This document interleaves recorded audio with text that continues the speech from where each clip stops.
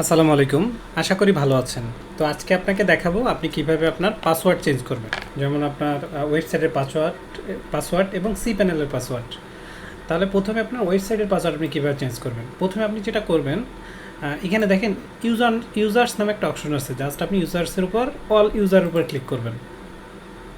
এখানে ক্লিক করার পর এখানে দেখবেন ইউজার আপনার একটা ইউজার আছে। তবে যদি আপনি নতুন ইউজার করতে চান সেক্ষেত্রে আপনি কী করবেন। ফার্স্ট হলো এটার পাসওয়ার্ড কীভাবে চেঞ্জ করবেন। এটা হলো আপনার ইউজার, আপনি যেটাতে লগ ইন করে আসেন। এখানে দেখেন এডিট নামে একটা অপশন আছে, জাস্ট এডিটে ক্লিক করবেন। এডিটে ক্লিক করার পর নিচে চলে আসবেন। নিচে আসার পর দেখেন এই যে সেট নিউ পাসওয়ার্ড, এখানে জাস্ট ক্লিক করবেন। এখানে যদি আপনার মতো করে টাইপ করে দিবেন, অথবা এখানে যেটা জেনারেট হয় ওইটাও রাখতে পারেন। তাহলে এখানে যেটা জেনারেট হয় এটা কপি করে রাখবেন, কপি করে কোথাও আপনার নোট করে রাখবেন। তারপর নিচে আসবেন, একদম নিচে এসে আপডেটে ক্লিক করবেন। এইটাই হলো আপনার ওয়েবসাইটের পাসওয়ার্ড। এই যে দেখেন আপডেটেড হয়ে গেছে। এখানে দেখবেন এটা আপডেটেড হয় কিনা। যদি আপডেটেড হয় তাহলে হয়েছে, আর না হইলে আবার আপনার নতুন করে যাইয়া এই যে নিউ পাসওয়ার্ড ক্লিক করে আপনার টাইপ করে আবার নিচে এসে আপডেটে ক্লিক করবেন, আপডেট হয়ে যাবে। এটাই ছিল আপনার পাসওয়ার্ড। এখন নতুন ইউজার কীভাবে তৈরি করবেন, যদি কখনো প্রয়োজন পড়ে তখন আপনি এই যে দেখেন অ্যাড নিউ ইউজার, এখানে ক্লিক করবেন। এইখানে আপনার একটা ইউজার নেম দিবেন। ধরেন আপনার যেভাবে আমি ইউজার নেম দিচ্ছি ওইভাবে একটা ইউজার নেম দিতে পারেন। এখানে ইমেল দিতে হবে, ইমেলটা বাধ্যতামূলক।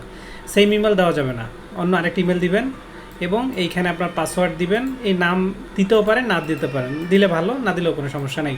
তারপর এই যে পাসওয়ার্ড একটা জেনারেট হয়ে গেছে, আপনি এইটা চাইলে রাখতে পারেন। তারপর এইখানে হলো মেইন বিষয়, রোল সাবস্ক্রাইবার। আপনি যদি আরেকজনকে কাজ করাইতে দিতে চান তাহলে তো তাকে অ্যাডমিনিস্ট্রেটর দিতে হবে। যেমন ধরেন আপনার এটা ম্যানেজ করার জন্য লোক রাখবেন। আপনি ফুল অ্যাক্সেস দিতে চান না, সেক্ষেত্রে তাকে শপ ম্যানেজার দিবেন, অথবা তাকে কন্ট্রিবিউটর দিতে পারেন, অথবা তাকে এডিটর দিতে পারেন। আপনি একটা দিয়ে দেখবেন যে তার যে কাজ আপনি করাইতে চান, তারা যদি শুধুমাত্র অর্ডার ম্যানেজ করাইতে চান সেক্ষেত্রে শপ ম্যানেজার দিবেন। শপ ম্যানেজারে মোটামুটি সব কাজই করতে পারে। এখানে আপনার যেটাই দিতে চান রোল সিলেক্ট করে অর্ডার মানে এই যে অ্যাড নিউ ইউজারে দিবেন, তাহলে আপনার ইউজারটা ক্রিয়েট হয়ে যাবে। আমি এখানে আর ইউজার ক্রিয়েট করার দরকার নেই। আচ্ছা, আমি আপনাকে এটা করে দেখাই। তারপরও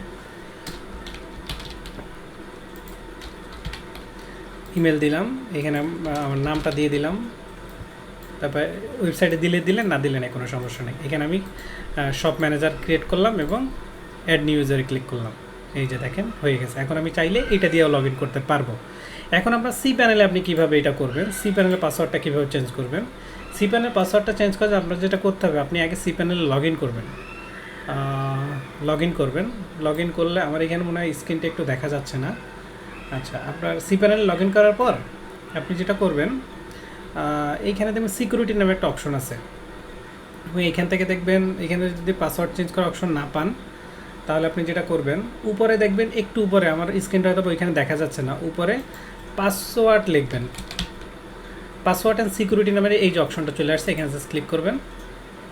এখানে ক্লিক করার পর এখানে যে আপনাকে যে আমি পাসওয়ার্ডটা দিছি ওই পাসওয়ার্ডটা এখানে দিবেন। মানে আপনাকে যে আমি যে পাসওয়ার্ডটা দিয়ে আপনি এই সি প্যানেলে লগ ইন করছেন ওই পাসওয়ার্ডটা দিবেন, এবং নতুন যে পাসওয়ার্ড দিতে চান সেইটা দিবেন। পরে আবার সেম পাসওয়ার্ডটা দিবেন, অথবা আপনি এখানে জেনারেট করে দিতে পারেন, যে এখানে যেটা আসে আপনি জাস্ট এখানে ক্লিক করে ইউজ এখানে দিলেই হচ্ছে। দিয়ে আপনি যদি সেভ চেঞ্জে দেন তাহলে আপনার এই যে সি প্যানেলের পাসওয়ার্ডটা চেঞ্জ হয়ে যাবে।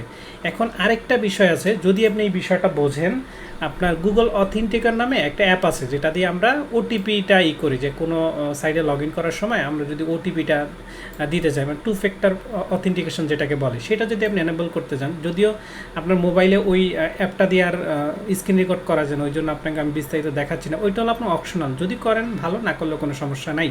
সেক্ষেত্রে আপনি যেটা করবেন, এই যে সিকিউরিটির মধ্যে দেখেন যে টু ফ্যাক্টর অথেন্টিকেশন আছে, আপনি এখানে ক্লিক করবেন। এখানে ক্লিক করার পর এখানে দেখেন যে set up new two factor authentication, এখানে জাস্ট ক্লিক করবেন। ক্লিক করার পর এই যে একটা কোড আছে, এই কোডটা আপনি গুগল অথেন্টিকর নামে একটা অ্যাপ আছে, ওই অ্যাপটায় দেখবেন যে প্লাস আইকন আছে, ওই প্লাস আইকনে আপনার কিউআর কোডে ক্লিক করবেন। ওইখানে আপনার এটা অ্যাড হয়ে যাবে। অ্যাড হয়ে যাওয়ার পর ওইখানে একটা কোড